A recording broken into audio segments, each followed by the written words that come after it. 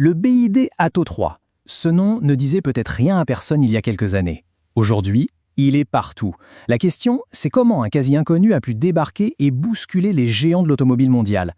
Allez, on décortique tout ça ensemble. Alors, accrochez-vous bien. 500 000 unités en 19 mois seulement. Faites le calcul, ça fait plus de 26 000 bagnoles par mois. C'est juste hallucinant. Ça vous montre la puissance de frappe industrielle de BYD. C'est pas une blague. Produire en masse, c'est une chose, mais vendre, c'est une autre histoire. Et là, l'Atto 3, il s'est arraché. On prend l'exemple de la Suède, un marché super difficile, très concurrentiel. Eh bien, en juillet 2023, boum, l'Atto 3 devient le véhicule électrique le plus vendu. Il a littéralement grillé la politesse à des poids lourds comme la Volkswagen ID4 ou même la Tesla Model Y. Et ce n'est pas tout. Loin de là. On va en Israël. Là-bas, l'Atto 3 n'a pas juste dominé le marché des électriques. Non, il est devenu la voiture la plus vendue, toutes catégories confondues, devant absolument toutes les voitures à essence. C'est un séisme, un vrai tremblement de terre pour toute l'industrie. Alors la question à $1 million, c'est quoi le secret de BYD? Comment ils ont fait pour réussir ce hold-up? Bon, pour comprendre, on va attaquer directement par un sujet qui est au cœur des débats sur l'électrique. Ok, première partie, l'empreinte verte réelle. On va voir ce que ça donne au-delà du pot d'échappement. On connaît la rengaine, 0 émission à l'échappement. Facile. Mais est-ce que ces voitures sont vraiment vertes, de A à Z? C'est la question qui tue.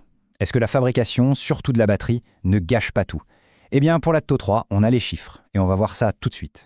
Alors là, regardez bien ce graphique, c'est assez contre-intuitif. On pourrait penser que c'est la production qui pollue le plus, mais non.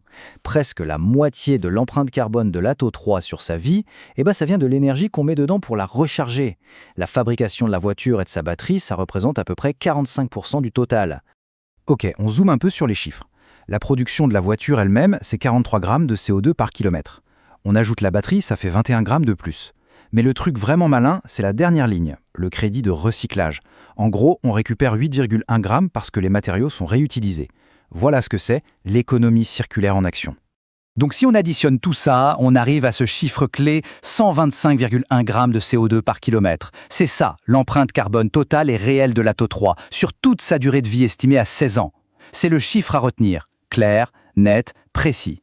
Bon, l'environnement c'est une chose, mais la sécurité c'est absolument crucial. Voyons comment l'Atto 3 s'en sort sur ce plan. Et la réponse est sans appel. 5 étoiles. La note maximale au crash test Euro NCAP de 2022. Que ce soit pour la protection des adultes, des enfants ou pour ses systèmes d'assistance, l'Atto 3 est un véritable bunker. Mais d'où vient cette solidité? Quel est le secret? Eh bien, il est caché sous le plancher. C'est sa batterie. Et comme le dit très bien cet ingénieur, Cheyenne_EV, tout est dans la conception. La batterie Blade utilise des cellules longues et plates, comme des lames, ce qui optimise le refroidissement et la résistance. Et là, on voit la différence fondamentale. À gauche, la batterie Blade de BYD.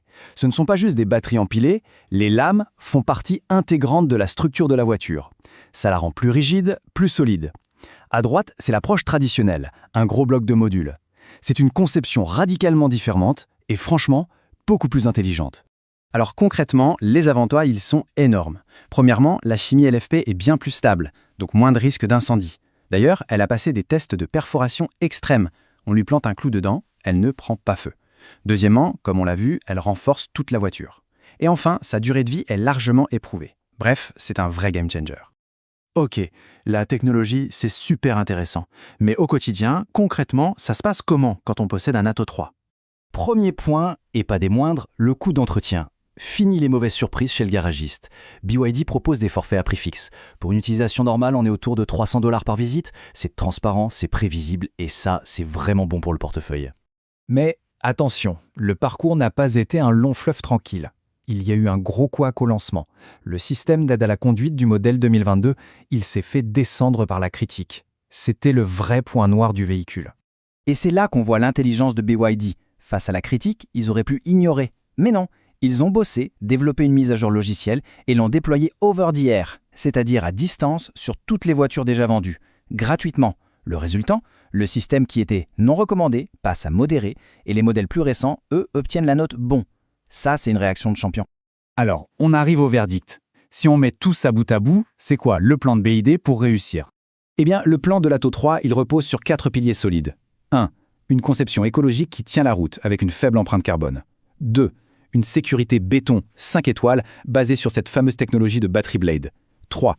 Des coûts d'entretien bas et transparents.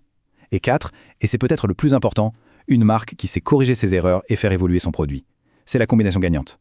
Au final, l'histoire de l'Atto 3, ce n'est pas juste l'histoire d'une voiture à succès. C'est un véritable modèle, un plan d'action pour une expansion mondiale ultra rapide. Et ça pose une question qui doit faire trembler pas mal de monde dans l'industrie. Qui sera le prochain sur la liste ?